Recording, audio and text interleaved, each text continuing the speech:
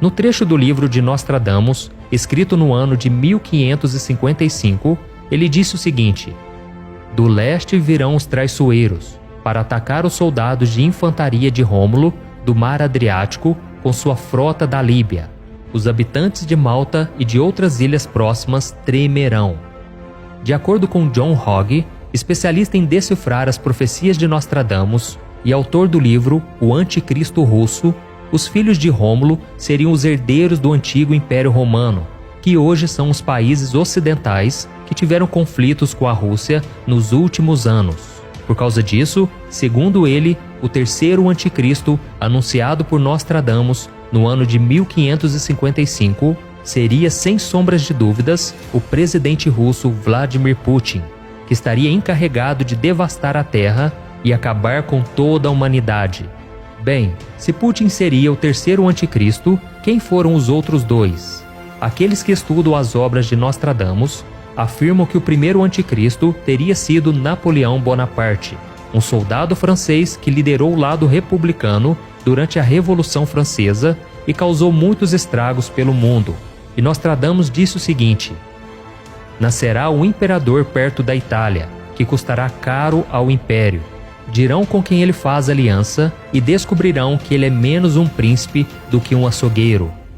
E segundo os estudiosos, Nostradamus também teria previsto o surgimento de Adolf Hitler, que seria o segundo anticristo.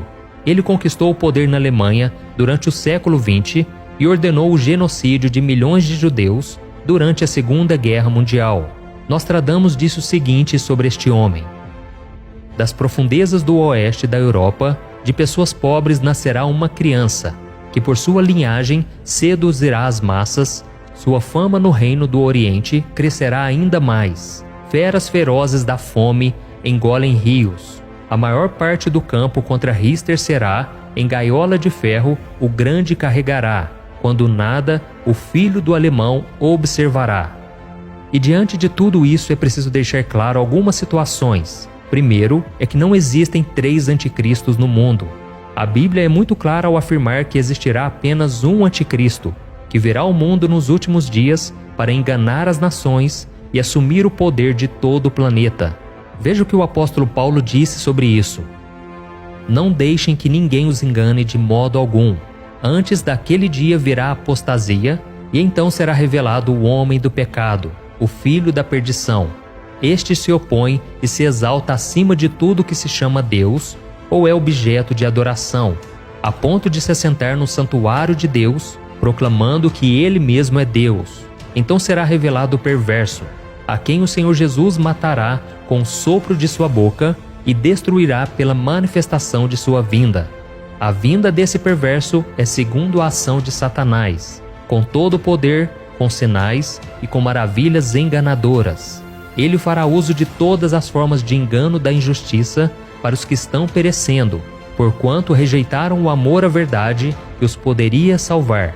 Por essa razão, Deus lhe envia um poder sedutor, a fim de que creiam na mentira, e sejam condenados todos os que não creram na verdade, mas tiveram prazer na injustiça."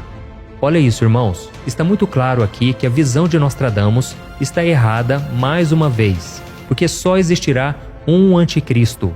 Isso porque Nostradamus já havia feito outras profecias a respeito do fim dos tempos que não se cumpriram. As datas apontadas por ele passaram e o mundo ainda não acabou.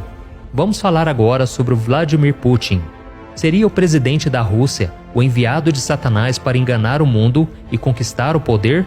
Antes de responder essa questão, vamos entender um pouco quem é este homem que está coordenando o ataque sobre a Ucrânia, tirando a vida de milhares de pessoas inocentes e causando uma tensão enorme em todo o planeta. Vladimir Putin tem 69 anos e durante 16 anos ele foi oficial da KGB, que é o serviço secreto da União Soviética, chegando à patente de tenente-coronel. E depois de se aposentar em 1991, ele ingressou na política, sendo eleito presidente da Rússia pela primeira vez no ano 2000, onde ficou até o ano de 2008. E em 2013, ele voltou à presidência, onde permanece até hoje.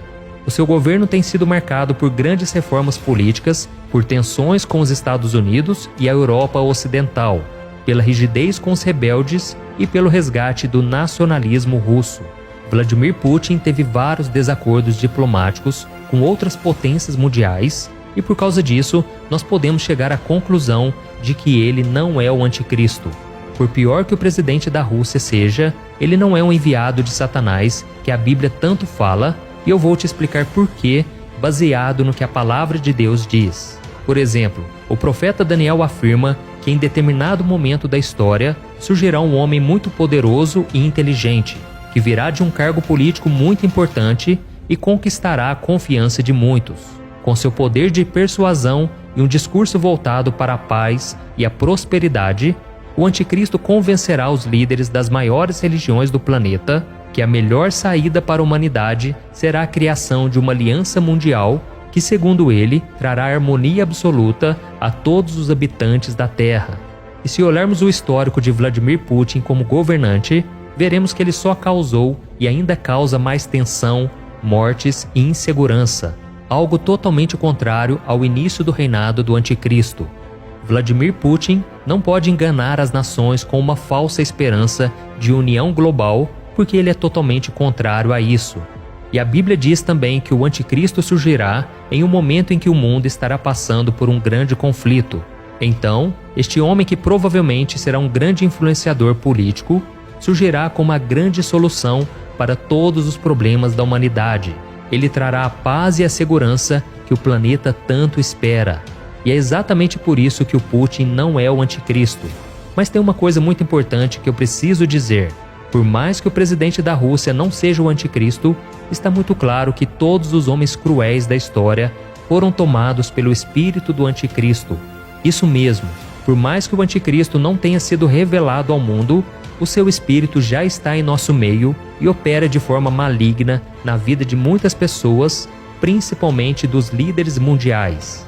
Veja o que o apóstolo João disse: vocês podem reconhecer o Espírito de Deus deste modo. Todo espírito que confessa que Jesus Cristo veio em carne procede de Deus, mas todo espírito que não confessa Jesus não procede de Deus.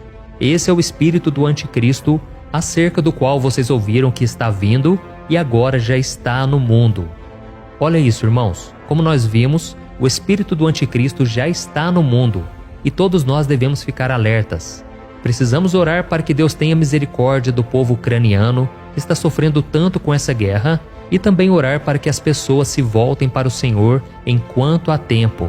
E se você ainda não entregou o seu coração e a sua vida a Jesus, deixe que Ele governe a sua vida e não seja como a maioria das pessoas que não querem obedecer à palavra de Deus e vivem como se Cristo nunca fosse voltar.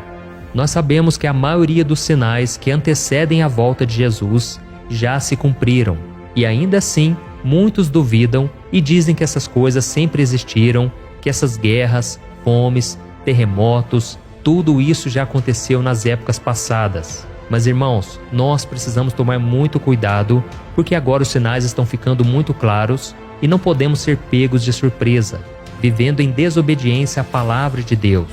Então, se você ainda não se arrependeu dos seus pecados e recebeu Jesus como seu Senhor e Salvador, saiba que Ele te ama muito e Ele está esperando a sua decisão. Veja este alerta do Senhor para todos nós. Antes de tudo, saibam que nos últimos dias surgirão escarnecedores zombando e seguindo suas próprias paixões. Eles dirão: o que houve com a promessa da sua vinda? Desde que os antepassados morreram, tudo continua como desde o princípio da criação. Mas eles deliberadamente se esquecem de que há muito tempo, pela palavra de Deus, existiam céus e terra, esta formada da água e pela água. E pela água, o mundo daquele tempo foi submerso e destruído. Pela mesma palavra, os céus e a terra que agora existem estão reservados para o fogo, guardados para o dia do juízo e para a destruição dos ímpios. Não se esqueçam disto, amados. Para o Senhor, um dia é como 1000 anos, e 1000 anos como um dia.